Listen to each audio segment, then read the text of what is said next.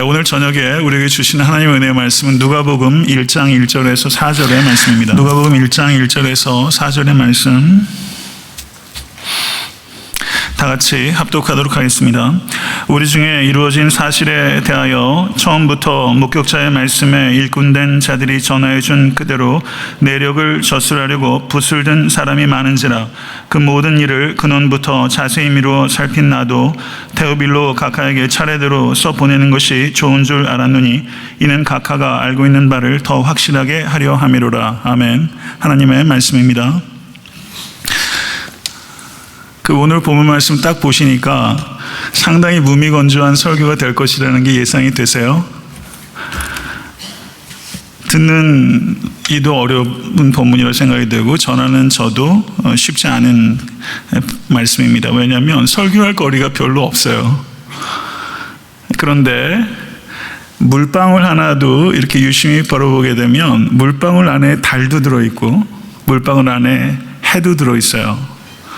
그래서 이 말씀을 이렇게 보면서 이 말씀에도 괜히 여기 있는 게 아니기 때문에 마치 물방울 하나같이 우리가 소홀히 여기기 쉬운 말씀이지만 여기에도 하나님의 은혜의 빛이 있으리라고 믿습니다. 그 말씀을 통해서 전하는 저나 여러분에게 공의 큰 은혜가 임할 수 있게 되기를 간절히 소원합니다. 하나 기대해도 좋을 것은 오늘 설교가 평소보다는 좀 짧을 것이라는 것은 말씀드리겠습니다. 오늘 본 말씀 누가복음 1장 1절 4절은 누가복음 전체 서문에 해당하는 말씀입니다. 다른 복음서 마태, 마가 그리고 요한복음과는 달리 데오빌로라는 사람에게 헌정하는 매우 특별한 문학적인 양식을 여기에 사용하고 있다는 것이 특징입니다.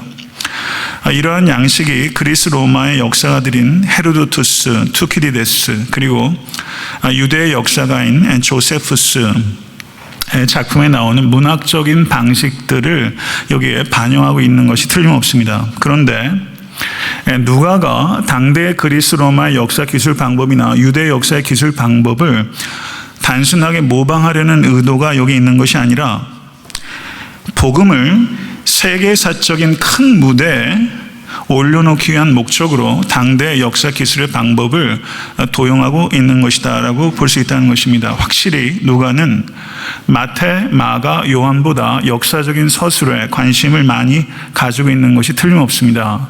그래서 제가 누가복음의 본문을 강의해 나가면서 누가가 특별히 역사적인 관심을 가지고 있는 본문에는 좀 더 그러한 관점에서 강의를 해 나가도록 하겠습니다.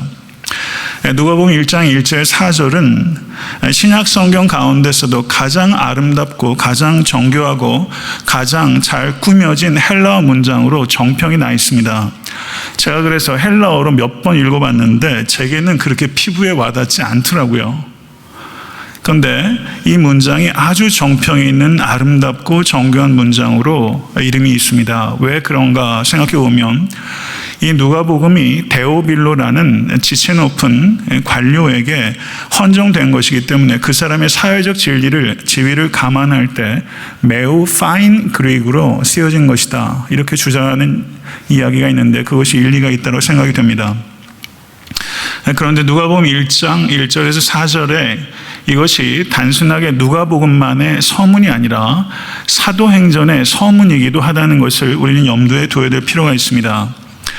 고대 사회에서 한 저술을 2권 이상으로 나누어서 기록할 때 전체 서문은 한 권에만 해당되는 서문이 아니라 그 다음에 이어지는 권들의 서문의 역할을 하기 때문에 오늘 본문 말씀은 누가복음의 서문인 동시에 사도행전의 서문으로 이해하는 것이 보다 타당한 이해라고 할 수 있습니다. 1절에서부터 4절의 내용은 두 부분으로 나누어집니다. 1절과 2절은 예수님의 말씀과 사역에 대해서 이전의 기록들이 어떠했는지에 대해서 말씀하고 있고 3절에서 4절은 누가 자신의 저술의 특징이 어떠할 것이며 그리고 자신이 기여하고자 하는 바가 무엇이며 그리고 자신이 저술하는 목적이 무엇인지를 매우 간결하지만 분명하게 제시하고 있다고 볼 수 있습니다. 1절의 말씀을 보시면 우리 중에 이루어진 사실에 대하여 라고 말씀하고 있습니다. 누가는 복음의 본질에 대해서 매우 짧고 그러나 핵심적으로 말씀하고 있는 것입니다. 성도 여러분, 복음은 무엇입니까? 복음은 이루어진 사실입니다. 믿으십니까? 복음은 이루어진 사실입니다. 프라그마라는 단어를 사용해서 이루어진 사실이라고 누가는 복음을 정의하고 있는 것입니다. 복음은 인간이 머리로 만들어낸 허구의 이야기나 혹은 이론이나 사상이나 철학이 아니라 이루어진 사실이라는 것을 굳게 믿으실 수 있는 여러분과 제가 될 수 있게 될 간절히 바랍니다. 그러나 이 사실은 시대가 변함에 따라, 시대가 흘러감에 따라 변하는 것이 아니라 시대를 초월하여 변함없는 진리입니다. 그렇기 때문에 복음은 사실이요, 그리고 시대가 변해도 한결같기 때문에 진리인 것입니다. 복음은 사실이자 진리입니다. 이 기초 위에 굳건하게 서실 수 있게 될 간절히 바랍니다. 복음은 하나님께서 선지자를 통하여 구약 성경에서 미리 약속하신 것이고 그리스도 안에서 실현된 복된 소식입니다.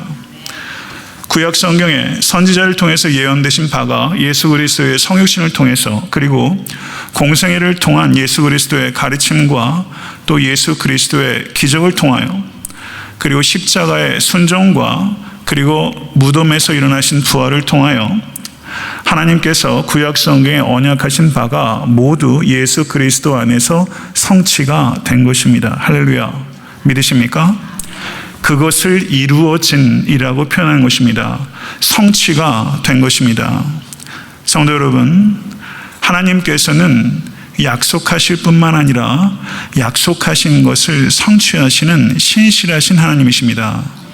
그 신실하신 하나님께서 우리의 하나님, 나의 하나님이시라는 것을 부디 믿으시고 그 하나님을 경험하시는 우리 모든 권속 되실 수 있게 되기를 간절히 축원합니다. 예수 그리스도 안에서 이루신 하나님의 구원의 역사들이 목격자와 말씀의 일꾼들을 통하여 전달되었습니다. 목격자와 말씀의 일꾼들이라는 표현이 있습니다. 여기에서 목격자와 말씀의 일꾼들은 두 부류의 사람을 나타내는 것이 아니라 예수님의 사도들을 서로 다르게 표현하는 두 가지 표현 양식입니다. 곧 사도들이 목격자요, 사도들이 말씀의 일꾼인 것입니다. 성도 여러분, 사도들은 위대한 사람들입니다. 그러나 누가는 그 위대한 사도들을 표현할 때 목격자와 말씀의 일꾼들이다, 매우 간결하게 사도들에 대해서 아첨을 하거나 사도들을 필요 이상으로 높이는 것이 없이 사도들의 가장 핵심적인 역할이 무엇인가? 그것은 목격자요, 말씀의 일꾼이라는 것입니다. 성도 여러분, 사도들의 역할의 가장 중요한 것은 말씀의 일꾼입니다. 말씀을 선포하고 말씀을 보존하고 말씀을 증거하는 것이 사도들의 최고의 소명이요, 최고의 특권이요, 최고의 영예입니다. 그렇기 때문에 누가는 사도들을 말씀의 일꾼이라고 표현하고 있는 것입니다. 성도 여러분, 사도들에게 있어서 가장 중요한 소명이 말씀의 일꾼이라면 목회자에게 있어서는 가장 중요한 소명이 무엇이겠습니까? 목회자인 저에게 있어서도, 모든 목회자들에게 있어서 가장 중요한 것은 말씀의 일꾼입니다. 말씀의 일꾼인 목회자들이 바로 서야 됩니다. 목회자의 최고의 책무는 사도적 가르침에 충실한 말씀을 선포하는 것입니다. 성도 여러분, 목회자가 사도적 가르침에 충실한 말씀을 증거하고 있다면 성도님께서는 그 목회자의 말씀을 겸손하게 들어야 하고 신실하게 순종해야 합니다. 왜냐하면 그것은 목사 개인의 메시지가 아니라 목사의 입을 통해서 주시는 하나님의 말씀이기 때문입니다. 그러므로 목회자의 설교를 성도님들 개인의 취향에 따라 평가하는 것은 그것은 옳지 못한 것입니다. 그것은 죄입니다. 그러나 성도 여러분, 구별해야 될 것이 있습니다. 만약에 목사가 성경적 가르침을 따르지 않는다면 그 목사는 비판받아야 합니다. 왜냐하면 성경적 가르침에 충실하신 목사의 설교는 하나님의 말씀이 아니라 목사 개인의 이야기에 불과하기 때문입니다. 성도 여러분, 이 두 가지를 깊이 생각하실 수 있게 되기를 간절히 바랍니다. 목회자의 설교에 대한 성도의 태도는 매우 중요합니다. 성도님들께서 신앙생활하면서 걸리는 큰 걸림돌 중에 하나가 목사입니다.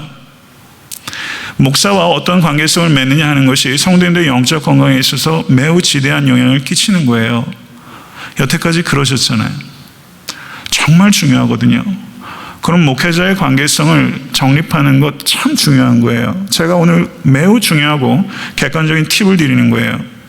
목회자가 사도적 가르침, 성경적 가르침을 바르게 증거한다면 그것은 목사 개인의 이야기가 아니라 하나님의 말씀이기 때문에 그 태도는 겸손과 순종이어야 하며, 목사가 만약에 사도적 가르침에 충실하지 못한 메시지를 증거하고 있다면 그것은 하나님의 말씀이 아니기 때문에 성도 여러분, 마땅히 비판하고 경계해야 합니다.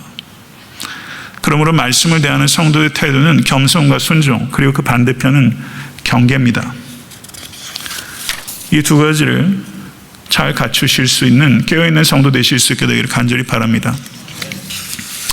그런데 누가는 자기 이전에도 사도들이 전해 준 것들을 기록하려고 붓을 든 사람들이 많았다라고 이야기를 하고 있어요. 누가가 누가복음을 기록하기 이전에도 예수 그리스도의 말씀과 그리고 예수 그리스도의 행적에 대한 기록들이 여러 가지 형식으로 존재하고 있었습니다. 그런데 이 누가가 그 이전의 기록들에 대해서 우호적이었는지 비판적이었는지 혹은 중립적이었는지 우리는 정확하게 판단하기 어렵습니다. 다만 누가는 자신이 복음서를 기록해야 될 분명한 필요성을 가지고 있었던 것입니다. 그래서 3절에서 누가가 본인이 기록하고 있는 누가복음이 가지고 있는 특징들을 열거하고 있습니다. 3절의 말씀을 보시기 바랍니다. 그 모든 일을 근원부터 자세히 미루어 살핀 나도 데오빌로 각하에게 차례대로 써보내는 것이 좋은 줄 알았노니. 여기에 누가가 기록하고 있는, 누가는 역사가입니다. 누가가 역사가로서 기록하고 있는 누가복음의 4가지 특징이 기록되어 있습니다. 우리 번역상에서는 내용적으로 흩어져 있지만 실제 성경 원어성으로는 서술적으로 병렬적으로 4개의 단어가 연이어 기록되어 있는데 그 단어들은 아노센, 파신, 아크리보스, 카섹세스라는 4개의 그리스 단어가 병렬적으로 기록되어 있어요. 그 내용이 뭐냐면 첫 번째는 누가의 기록의 특징입니다. 근원부터, 저를 한번 따라하세요. 근원부터라고 번역되고 있는 그리스어가 아노센이라는 단어인데요. 이 아노센이라는 단어가 어디에 등장하면 요한복음 3장 3절에서 예수님께서 거듭나야 하리라 라고 했을 때 그때 거듭나는 것이 아노센, 하늘로부터 태어났다고 했을 때 하늘로부터라는 뜻이 아노센이에요. 그러니까 근원부터 살핀다는 것은 하늘로부터 살피는 것입니다. 하늘로부터 살피는 거예요. 이 뜻을 생각하면 이 누가가 근원으로부터 살폈다는 것은 하늘로부터 부어주시는 성령님의 감동과 가르치심에 따라 모든 일을 살폈다는 것을 의미하는 것입니다. 누가는 그렇게 기록하는 것입니다. 근원부터 살핀 것입니다. 성도 여러분, 지혜자는 누구입니까? 세상에 참 많은 문제가 있어요. 문제를 지엽적으로 미봉책으로 대안을 제시하는 사람들이 있지만 근원적으로 파악하고 근원적인 대안을 제시하는 사람들은 참 드물어요. 지혜자는 누굽니까? 근원으로부터 문제를 보는 사람이에요. 성도 여러분, 이런 지혜가 여러분에게 있게 되기를 우리 주 예수 그리스도는 간절히 축원합니다. 두 번째 누가의 기록의 특징은 절 따라하시죠. 모든 것을 살폈다. 모든 것을 살폈어요. 그 모든 일을 파신, 모든 것을 살폈어요. 그런데 모든 것을 살피는 것이 가능합니까? 불가능합니까? 사실상 불가능한 거예요. 모든 것을 살피는 것은 불가능해요. 그렇기 때문에 여기에서 모든 것이라고 표현하는 것은 이해할 수 있는 문학적인 과정이에요. 누가가 이 모든 것이라는 것을 통해서 강조하고 있는 말은 최대한 자세하게 기술하고자 했습니다. 이런 뜻입니다. 누가는 최대한 자세하게 기술하고자 했어요. 이것이 누가의 기술의 특징이에요. 성도 여러분, 마태복음은 몇 장으로 기록되어 있습니까? 28장. 누가복음은 20? 헷갈리세요? 누가복음 20? 갑자기 저도 자신이 없어지잖아요. 실수할까봐. 누가복음 24장이죠. 그런데 어떤 게 더 길어요? 실제 언어의 단어의 숫자는 누가복음이 더 길어요. 신약 성경에서 가장 길어요. 모든 것을 이라는 말이 이해할 수 있는 과장, 그렇지만 최대한 자세하게 기록하려고 했던 누가. 그러나 최대한 자세하게 기록한다는 것이 필요하지 않은 것을 지면을 하려 했다는 뜻은 아닙니다. 세 번째 누가의 특징은 우리 번역에는 반영되어 있지 않습니다. 아크리보스라는 단어인데 그대로 기록했다는 거예요. 그대로 기록했다. 이것이 역사 기술에 있어서 기본입니다. 그대로 기술하는 거예요. 역사가 권력자의 입맛에 맞게 쓰여지잖아요. 역사가 고대사나 현대사나 지금 한국도 국정교과서 가지고 난리도 아니지 않습니까? 역사가 자기 입맛대로 쓰기 때문에 문제예요. 역사 기술의 기초는 아크리보스, 그대로 쓰는 것입니다. 그래야 사료로서 가치를 갖게 되는 거예요. 누가는 그대로 쓴 거예요. 미화하지 않습니다. 성경의 큰 인물이라 해서 사도라고 해서 미화하지 않습니다. 왜냐하면 성경의 주인은 인간이 아니라 하나님이시기 때문입니다. 누가는 그대로 썼어요. 네 번째 누가의 특징은 저를 한번 따라 하시죠. 차례대로 썼어요. 그러면 차례대로라는 말이 연대기적인 순서에 따라 쓴 것이냐, 마치 내가 일기를 쓰듯이 어저께, 오늘, 내일, 그리고 글피 이렇게 연대기적 순서에 따라 일기 쓰듯이 쓴 것이냐, 그런 뜻은 아닙니다. 누가가 단순하게 연대기적인 순서에 따라 쓰였다는 뜻을 차례대로 표현한 게 아니에요. 가급적이면 연대기적 순서를 따라서 쓰되 유기적이고 통일적인 메시지로 될 수 있도록 선집을 만드는 형식으로 일기라기보다는 동일한 혹은 전달하고자 하는 메시지를 보다 분명히 증거하는 방식으로 몇 가지 이야기들 이렇게 선집 형식으로 묶는 방식으로 기록되었다, 이렇게 볼 수 있다는 것입니다. 가령 마태복음 같은 경우에도 5장에서 7장 같은 경우에는 산상수훈이 기록되어 있지 않습니까? 그 같은 방식으로 어떤 소단락 그리고 큰 대단락에서 성경 기자는 자기가 전달하고자 하는 의도를 가지고 그것을 이야기를 큰 틀 안에서 염두에 두고 그리고 연대기를 무시하지 않는 범위 내에서 그 같은 것들을 기록해 나간 것이다. 이렇게 이해하면 대략적으로 맞는 이해라고 볼 수 있습니다. 성도 여러분, 성경은 무엇입니까? 성경을 이렇게 간략하게 정의할 수 있습니다. 역사 속에서, 저를 한번 따라하세요. 역사 속에서 사람의 말로 주어진 하나님의 말씀, 이것이 성경에 대한 가장 함축적인 정의 가운데 하나로 볼 수 있습니다. 역사 속에서 사람의 말로 주어진 하나님의 말씀입니다. 성경 말씀은 사람의 말로 주어진 하나님의 말씀이에요. 이것이 성경의 신비예요. 성경이 아닌 다른 책은 사람의 말일 뿐입니다.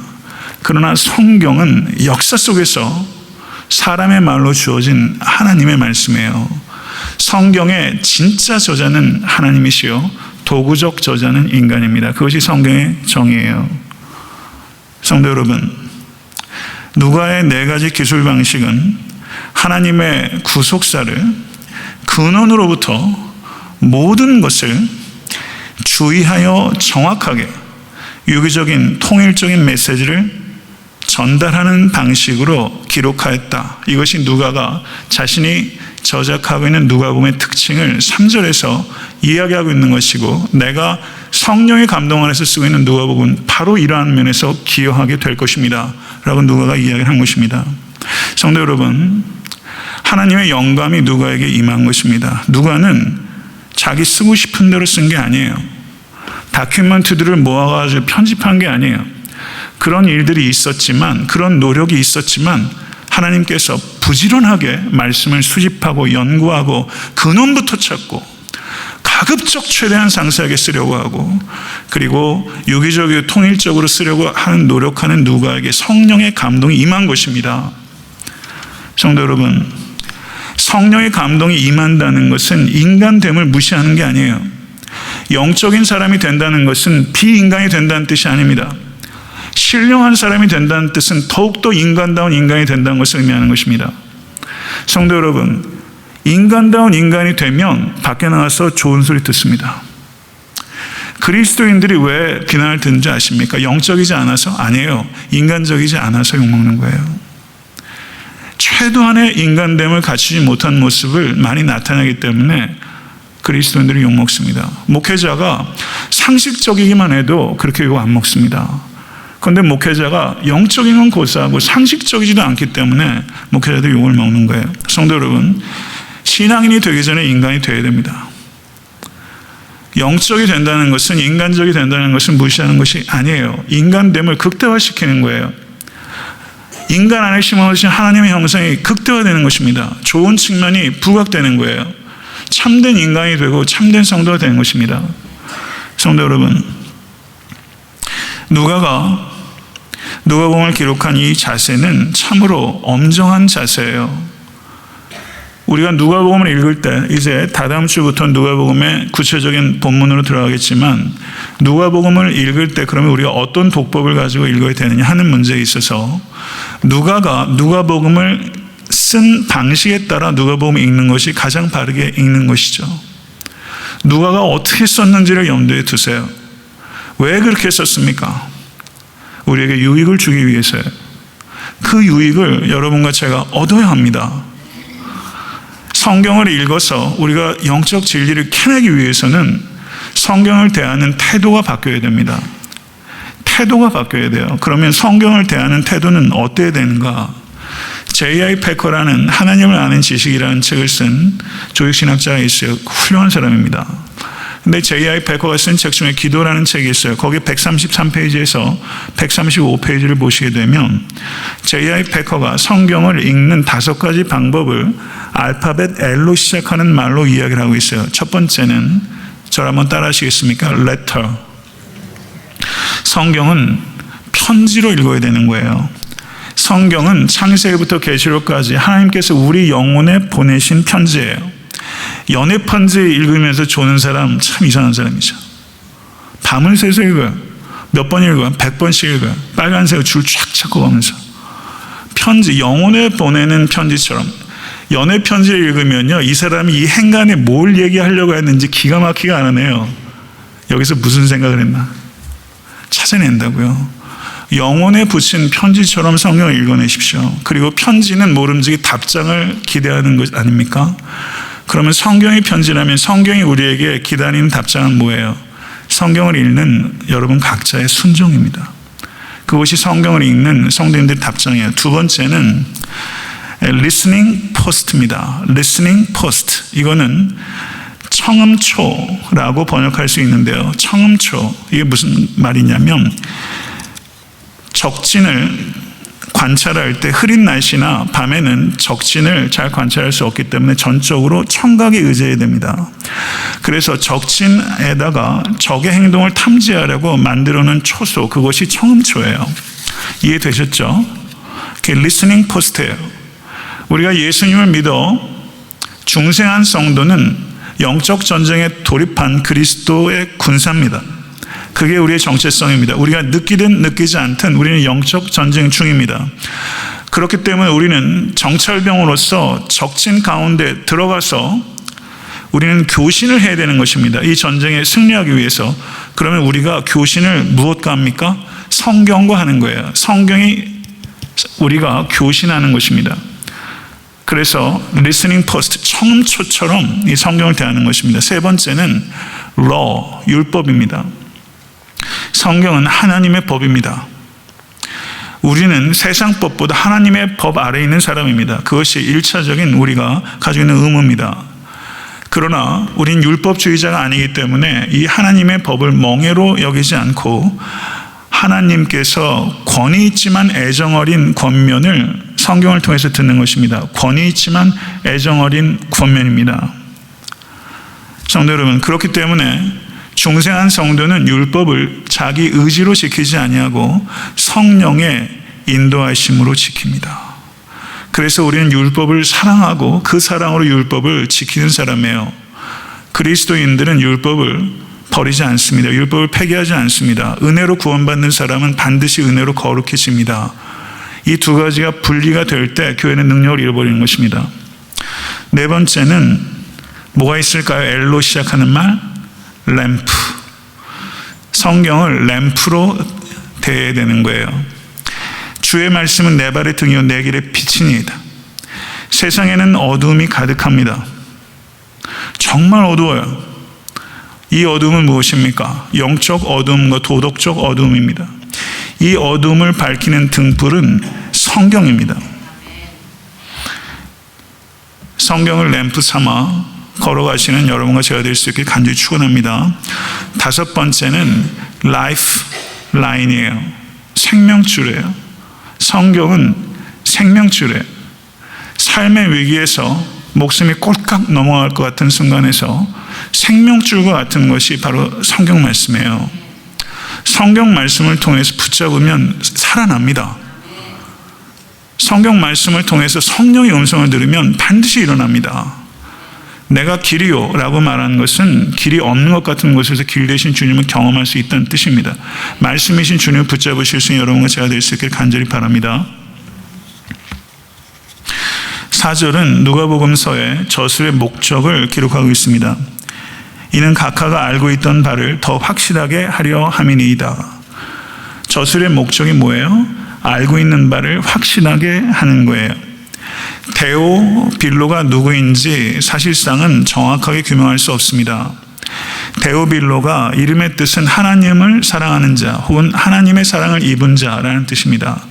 그러니까 그리스도인들을 은유적으로 표현하는 상징적인 언어다라고 주장하는 학자들이 있어요. 일리가 있어요. 가상의 존재예요. 그리스도인들을 지칭하는 표현이다 이렇게 말할 수 있다는 것입니다. 그러나 훨씬 더 많은 학자들이 그리고 제 개인도 이 데오빌로 각하는 실제 매우 높은 지위에 있어서 이 누가복음과 사도행전을 기록할 수 있는 그런 가죽과 그리고 펜과 그 모든 집필하는 과정에 있어서 경비를 댈 수 있었던 유력한 사람으로 보여집니다. 실존 인물이라고 봅니다. 그러면 데오빌로는 어떤 사람이었을까요?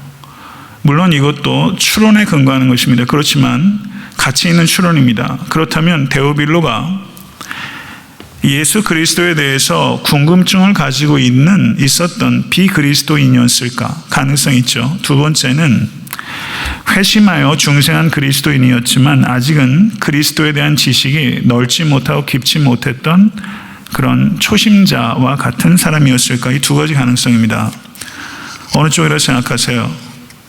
4절에 보시면 알게 하다라는 그 동사가 미처 모르는 것을 알게 하다라는 뜻이 아니라 이미 알고 있던 것을 더 분명하게 알게 하다 이런 뜻입니다. 그렇기 때문에 데오빌로는 그리스도에 대해서 완전히 문외한이라기보다는 그리스도에 대해서 깊지 못하고 넓지 못하게 알고 있었던 사람이고, 누가는 데오빌로에게 그리스도에 대해서 확실하게 알 수 있도록 하기 위해서 누가복음을 기록하였다라고 볼 수 있다는 것입니다.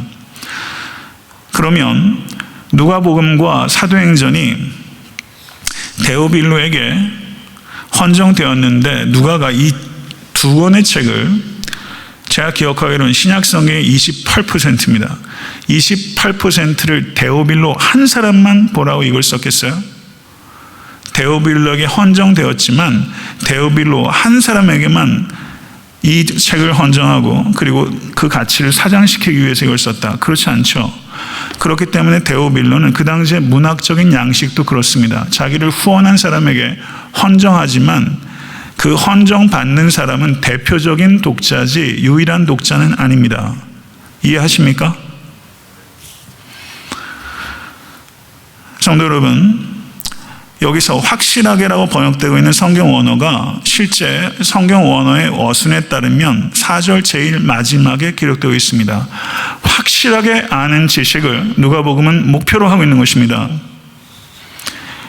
누가복음이 데오빌로가 확실하게 그리스도에 대해서 아는 지식을 목표로 했다면 이 목표는 바로 우리에게도 해당되는 것입니다. 우리 역시 그리스도에 대해서 확실하게 아는 지식이 요구가 되는 것입니다. 이것 받아들이시겠습니까? 성도 여러분, 그리스도인에게 가장 중요한 것은 그리스도 안에 계시된 하나님을 아는 지식 가운데 굳건하게 서는 것입니다. 이 지식이 결여가 되면 성도님들께서 아무리 치성을 다해서 드리는 기도도, 아무리 열정적으로 눈물, 콧물 흘리면서 드리는 예배도 하나님을 아는 지식이 빈곤하면 필경은 잘못된 기도, 잘못된 예배로 나아가게 될 것이고 그것이 우상숭배입니다. 하나님께 대한 순종의 기초는 하나님을 아는 지식이 있습니다. 이것을 분명히 깊이 생각할 수 있는 여러분과 제가 될 수 있게 되길 간절히 바랍니다. 하나님을 아는 지식의 중요성은 아무리 강조해도 지나침이 없습니다. 그러나 성도 여러분, 하나님을 아는 지식이 깊어지기 위해서는 저를 한번 따라 하시죠. 인간은 하나님을 온전히 알 수 없다. 그것이 하나님을 아는 지식의 출발점입니다. 하나님을 아는 지식을 확실하게 갖고자 추구해야 되지만 그 추구의 출발은 인간은 하나님을 온전히 알 수 없다. 이 역설을 기억하셔야만 되는 것입니다. 하나님을 아는 지식은 관념적인 지식이 아니라 실제적인 지식이고 이것은 성도님들의 실제적인 문제를 해결할 수 있는 지식입니다. 이것을 믿으실 수 있게 되길 간절히 축원합니다. 로원 윌리엄스라는 신학자가 있었는데 그의 책 재판정에선 그리스도라는 책에서 이런 이야기를 했어요. 얼마나 기가 막힌 표현인지 몰라요. 하나님은 우리가 접촉할 수 없는 연락처를 가지고 있다. 하나님은 우리가 접촉할 수 없는 연락처를 가지고 있다. 접촉할 수 없는 연락처를 가지고 있다는 거예요. 성도 여러분, 성경이 말하는 것 이상으로 말하고 싶어하고 알고 싶어하는 인간의 욕망에 대한 경고입니다. 성경이 말하는 것이 있습니다. 그 이상을 말하고자 하고 성경이 말하는 것 이상을 알고자 하는 것은 성도 여러분, 그것은 죄입니다. 그런데 특별히 그와 같은 유혹을 가장 많이 받는 사람이 목회자입니다. 성경이 말하는 것, 말해야 하는 것 이상을 말하고자 하는 유혹을 목회자가 가장 많이 받습니다. 목회자는 이 유혹을 견뎌야 합니다. 십자가는 신비입니다. 아멘. 십자가에 경청하십시오. 이제 다 왔어요. 십자가의 신비에 대해서 말할 수 있고 말해야 하는 것을 발견할 수 있는 지혜와 십자가의 신비에 대해서 말할 수 있고 말해야 하는 것을 발견할 수 있는 지혜와 그 이상을 말하지 않는 절제, 이 두 가지를 구하실 수 있게 되길 바랍니다. 십자가의 신비에 대해서 말할 수 있고 말해야 하는 것을 발견할 수 있는 지혜와 그 이상을 넘지 않는 절제, 이 두 가지를 겸비할 수 있게 달라고 기도하시고 말씀을 묵상하시고 연구하십시오. 말씀을 맺습니다. 이제 다다음 주부터 누가복음에 본격적으로 들어가게 될 것입니다. 모쪼록 기대를 가지시고 기도하시고 누가복음을 기록한 태도를 염두에 두시고 그 태도를 앞에 부끄럽지 않게 복음서를 깊이 대하시고 누가복음을 통해서 예수 그리스도를 만나실 수 있는 여러분과 제가 될 수 있게 되기를 간절히 소원합니다. 모쪼록 성경 벌레가 되십시오. 기도하겠습니다.